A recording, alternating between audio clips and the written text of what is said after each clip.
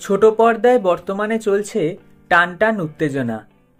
নতুন নতুন সিরিয়াল যেমন শুরু হচ্ছে, তেমনি বিদায় জানিয়ে ইতি টানা হচ্ছে পুরনো ধারাবাহিকে।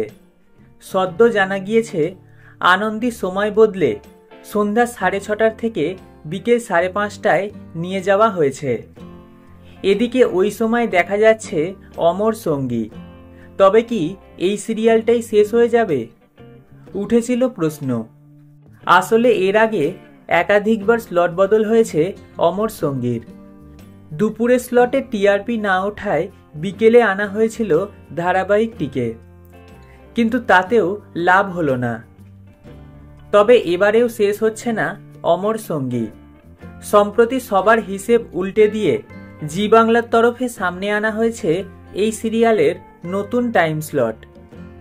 আবারও বিকেল থেকে দুপুরের স্লটে ফেরত পাঠানো হয়েছে এই ধারাবাহিককে। আগামী 10ই মার্চ থেকে দুপুর 3টে স্লটে দেখা যাবে অমর সঙ্গী।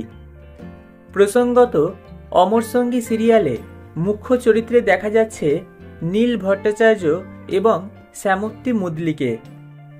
গত আগস্ট মাসে পথ চলা শুরু করেছিল সিরিয়ালটি, কিন্তু এতগুলো মাসেও টিআরপিতে কোনো হেরফের হয়নি এই ধারাবাহিকের। বরাবরই তলানিতে থেকেছে টিআরপি। এবার ফের স্লট বদল হওয়ায় নম্বরে কোনো পরিবর্তন হয় কিনা সেটাই দেখার অপেক্ষা।